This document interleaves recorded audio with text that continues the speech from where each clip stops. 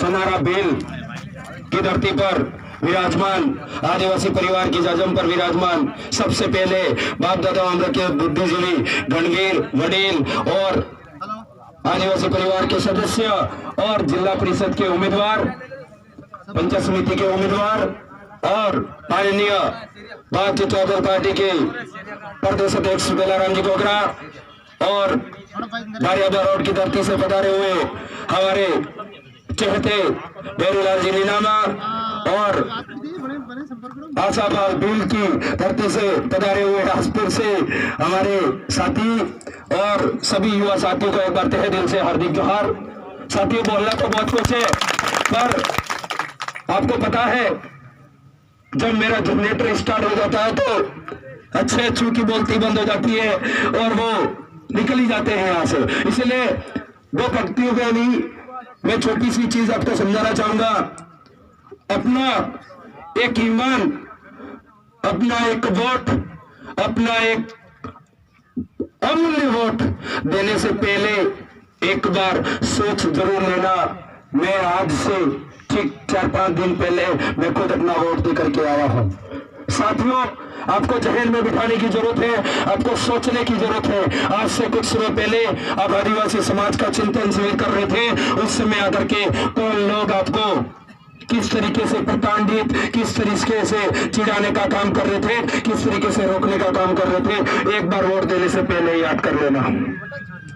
आपको याद करने की जरूरत है। आज मैं अपने क्षेत्र के अंदर बहुत से ऐसी आदिवासियों के ऊपर अत्याचार हुए हैं, उनके लिए भी आपको बताना चाह रहा हूं। आप वोट डालने से पहले उन अत्याचारों को एक बार याद कर लेना।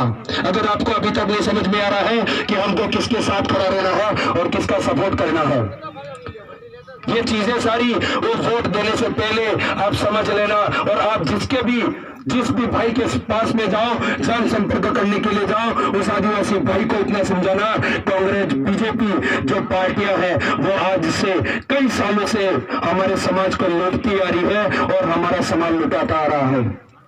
साथियों, आज हमारे बाप दादा बुजुर्ग जो बैठे हुए हैं, 50 साल से उन लोगों को वोट दिए हमने। मेरा तो एक ही निवेदन है, भारतीय जनता पार्टी जो आपका घर है वो आया है, वो हमें अलग करने की जरूरत क्यों पड़ी थी? कांग्रेस बीजेपी के अंदर कहो और देखो और सोचो और समझो, उसके अंदर जो राजनीतिक चलती आ रही है वो वंशवाद की राजनीतिक चल रही है, वो पीढ़ी दर पीढ़ी की राजनीतिक चल रही है, वो हगा होई में राजनीतिक चल रही है कि नहीं चल रही है? कांग्रेस बीजेपी के अंदर देखा कि अगर मेरे दादा एमएलए रह करके गुजर गए तो उनका बेटा है वो भी एमएलए बनने की सोचेगा और उनका पोता है वो भी एमएलए बनने की सोचेगा। इसीलिए कांग्रेस बीजेपी के अंदर हमेशा से वंशवाद की राजनीति चलती आ रही है। हम इसको उखाड़ करके फेंकना चाहते हैं इस दिल एरिया के बाहर। इसको इतना दूर फेंकेंगे कि दोबारा यहाँ पर कांग्रेस बीजेपी के जो भी लोग हो दोबारा नाम तक नहीं लेंगे। क्यों करना चाहते हैं? क्योंकि आज 50 साल के अंदर अगर एवरेज देखा जाए तो 10 बार एमएलए बने होंगे,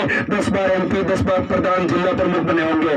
मैं ये आह्वान करना चाहता हूँ कि अगर वही एमएलए वही एमपी 10 अलग अलग ग्राम पंचायत में बने होते तो शायद 10 ग्राम पंचायत सुधर गई होती। आपने हर बार यहाँ से चल करके कुछ लोगों ने तो दरियावार वोट देने गए और कुछ लोगों ने यहाँ से चल करके खरबर वोट देने गए और बोरी और सेमारी वोट देने गए। आप चल करके यहाँ से जोलिया भर भर कर आपने वोट दिया है उनको जयपुर की सीट अच्छी लगी वो वहां जाकर के बैठ गए। उनको जब दिल्ली की कुर्सी अच्छी लगी तब वो लोग वहां जाकर के बैठ गए। ये चीजें क्यों हुई? क्योंकि हम जब तक सोते रहे हैं और हमारे जो भाई हैं उनको जगाने की कभी जरूरत नहीं की, उसके लिए हमारे साथ ये ऐसा अत्याचार हुआ है कि नहीं हुआ है? साथियों, आज जब एक युवा साथी अगर जोहार करके अगर बोलता है या फिर कोई समाज की अगर बात करता है तो उसको ये बोल दिया जाता है कि ये कौन सी अलग चीजें लेकर के निकल गए हैं। साथियों, आपको अभी जवाब देने का मौका है आपके पास। जो हम अलग कर रहे थे वो कम चीज नहीं थी, उसका रिजल्ट आप 8 तारीख को देख लेंगे। उससे पहले आपको जो आपके 4 कैंडिडेट खड़े हुए हैं पीएस मेंबर से, आपके जो साथी हैं उनका एक जने का तो ब्रश का निशान है और एक जने का अलमारी का निशान है और 2 जिला परिषद सदस्य खड़े हैं आपके। अगर उनको जिताते हैं तो उस सिस्टम में जाकर के वो बैठेंगे वो जिनका चुनाव चिन्ह है टेम्पो। मैं कह रहा हूं जो आज दादी हमारे साथ में बैठे हुए हैं। अगर इनको ये जीत गए, जीतने के बाद में जिला प्रमुख 43 सीटें होगी, उस सीट पे जाकर के बैठेंगे, तब उनको समझ में आ जाएगा कि कहीं शेड्यूल एरिया से ऐसी ट्रेन आई है, और उनको भी पसीने छूट जाएंगे कि हम इनके लिए कितना भ्रष्टाचार कर रहे थे, और वहां से इन्होंने एक ऐसी महिला निकाल करके भेजी है जो ये जाकर के वहां आवाज उठाएंगे कि आज तक अगले 70 साल से आदिवासियों का शोषण करते आए हैं, आज उनकी पैरवी करने के लिए मैं इस सीट पर बैठी हुई हूँ, अब की बार अत्याचार नहीं होने दूंगी, ये आवाज उठाएंगे। तो आप सभी साथियों से धन्यवाद अर्पित करते हुए ये कहना चाहता हूं कि आप इनके साथ में कड़ी से कड़ी मिला करके, लगन से कंधा मिला करके, आपके पास आज एक रात और कल का दिन और कल की रात रही है। साथियों, मैं आपको कह रहा हूं, जितने भी कार्यकर्ता लगे हुए हैं वो सारे चुनाव लड़ रहे हैं, ये अकेले चुनाव नहीं लड़ रहे हैं, इसलिए ये चीजें सोच करके अपने जहन में बिठाने की जरूरत है। मैं तो कह रहा हूं, आज रात को कांग्रेस और बीजेपी दारू बांटेगी, हाथ पे फोन रखिए और वीडियो बनाइए और ऐसे उनको वो करिए। इतनी सारी चीजें आपको करने के लिए अपने अंदर थोड़ा गढ़ रखना होगा, ये चीजें करनी होगी, क्योंकि कांग्रेस बीजेपी के जो लोग हैं वो 50 सालों से बहुत भाग गए हैं।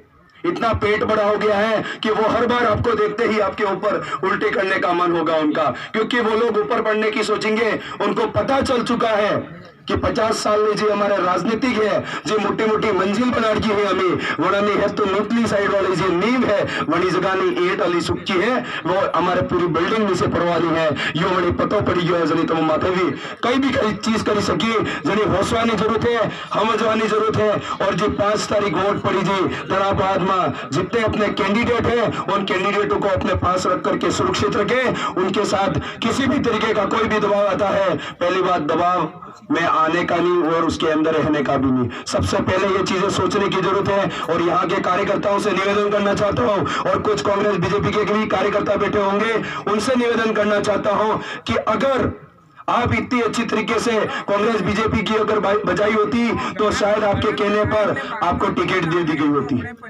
आपको नाराज किया है उन लोगों ने, आप उस नाराज का बदला लेना चाहते हैं तो आपके पास में आपका घर में आ जाइए, आपका भारतीय ट्राइबल पार्टी नामक का आपका घर बना हुआ है, उसके अंदर आपका तहे दिल से हम हार्दिक जोहार करते हैं। उसके अंदर कोई फीस नहीं लगती, कुछ चीजें नहीं लगती, बस कुछ विधि और विधान है, उसके हिसाब से आपको चलना पड़ेगा और ये सारी चीजें हो सकती है। इसलिए साथियों, सभी कार्यकर्ताओं को तहे दिल से एक बार हार्दिक जोहार, अभिनंदन, धन्यवाद अर्पित करना चाहता हूं, क्योंकि आगे भी बहुत सारी सभाएं हो रही है, लगभग 3-4 सभाएं और बाकी है, इसलिए हम अभी यहाँ से विदाई मांगते हैं आपसे, और आपको एक बार मेरी ओर से क्रांतिकारी जोहार, धन्यवाद, जय जोहार, जय आदिवासी, जय गढ़ प्रदेश, धन्यवाद, जोहार। जय जोहार का नारा है, सभी साथी ध्यान दे रहे हैं। अब ये रूट जा रहा है, आगे खासा उतर रहा है और खासे में रैली के रूप में सारे के सारे सोलंपुर की तरफ निकलेंगे, सेरिया की तरफ बनना है, सेरिया है ना, सेरिया